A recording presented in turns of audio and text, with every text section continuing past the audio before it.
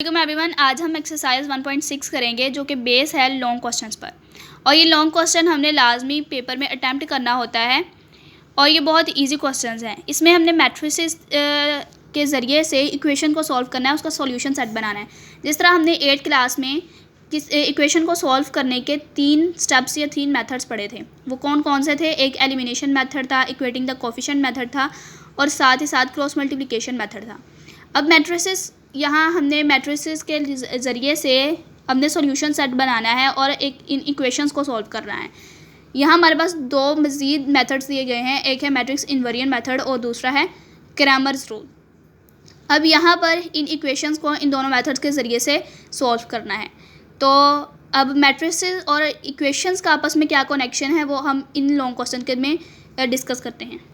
ये हमारे पास question number 1 का फर्स्ट पार्ट है। यहाँ पर 2 हमारे पास इक्वेशंस दी गई थी। पहले हम मैट्रिक्स इन्वेरिएंट मेथड को देखते हैं कि वो किस तरह से होता है। अब हमने ये देखना है कि इस इक्वेशन को हमने मैट्रिसेस में किस तरह से कन्वर्ट करना है।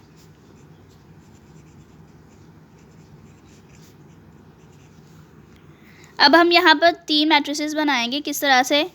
2 -2, यानी जो हमारे पास कॉन्स्टेंट्स हैं हम उनको लेंगे, उनके साथ जो भी साइन होगा वो उसके साथ हम लिखेंगे। साथ में वेरिएबल की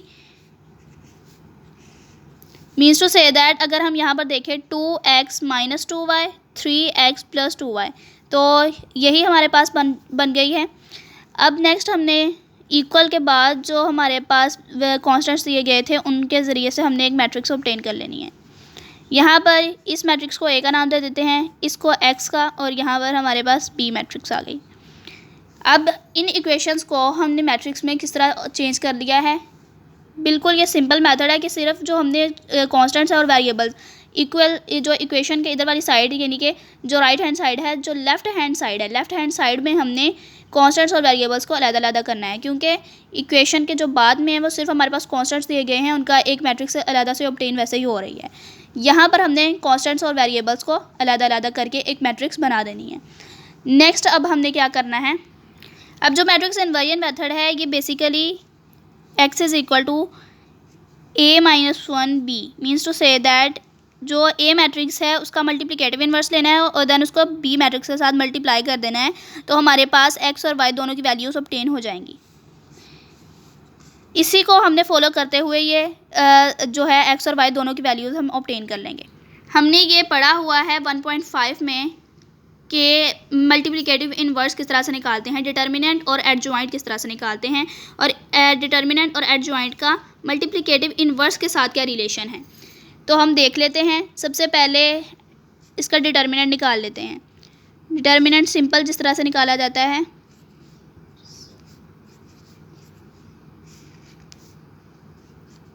डायगोनल एंट्रीज को आपस में मल्टीप्लाई, देन यहाँ पर दरमियान में नेगेटिव का साइन,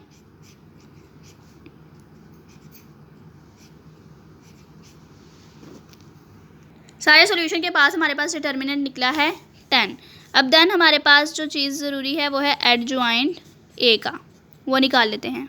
एडजॉइंट किस तरह से निकालते हैं थोड़ा रिवाइज कर लें कि यहाँ पर जो डायगोनल एंट्रीज़ हैं इनको चेंज कर देना है और इन दोनों के जो है हमने साइन चेंज कर देने हैं, और ये एडजॉइंट हमारे पास निकल आया। नेक्स्ट हमने जो बेसिकली इम्पोर्टेंट चीज़ है वो है मल्टीप्लिकेटिव इन्वर्स, वो निकाल लेते हैं। डिटर्मिनेंट हमारे पास था 10, एडजॉइंट जो निकला है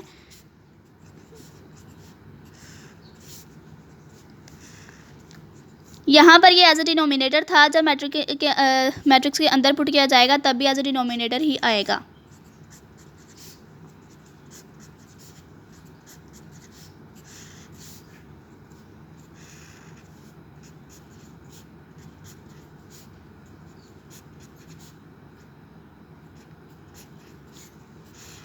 अब ये मल्टीप्लिकेटिव इन्वर्स के सारे प्रोसीजर के बाद हमारे पास ये वाली मैट्रिक्स ऑब्टेन हो गई है। नेक्स्ट अब हम इजीली फाइंड आउट कर सकते हैं वैल्यू को x और y की। अगेन हम पुट कर लेते हैं मैट्रिक्स इन्वेरिएंट मेथड को। अब नेक्स्ट हमने जो मैट्रिसेस इस तरह से दोबारा पुट कर ली हुई हैं, मल्टीप्लिकेशन प्रोसीजर जो सिंपल हम लोग करते आए हैं वैसे ही होगा।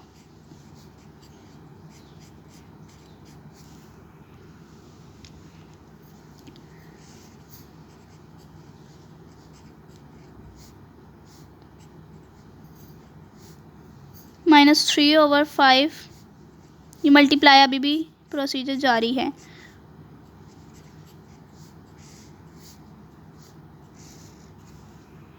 ये सारे प्रोसीजर के बाद हमारे पास जो मैट्रिक्स ऑब्टेन हुई है, कॉलम मैट्रिक्स आया ये 2 और 0 x y। जो हमारे पास अगर हम कॉरिस्पॉन्डिंग एंट्रीज़ को देखें, x की वैल्यू हमारे पास है 2 और y की वैल्यू है 0। तो सॉल्यूशन सेट जो हमारे पास बना है वो है 2 0। नेक्स्ट वीडियो में इंशाल्लाह हम क्रैमर्स रूल करेंगे। होप कि आपको ये सारे प्रोसीजर के बाद किस तरह से मैट्रिक इनवेरिएंट मेथड के ज़रिए से सॉल्यूशन सेट बनता है और किस तरह से इन इक्वेशंस को सॉल्व करके x और y की वैल्यू निकलती हैं वो समझ आ गया होगा। क्रैमर्स रूल के ज़रिए भी से भी सिमिलर यही होगा कि हमने सिर्फ x और y की वैल्यूज़ को ऑब्टेन करना है, इन इक्वेशंस को पहले मैट्रिक्स में कन्वर्ट करके देन सारा प्रोसीजर होगा वो इंशाल्लाह नेक्स्ट वीडियो में डिस्कस करेंगे।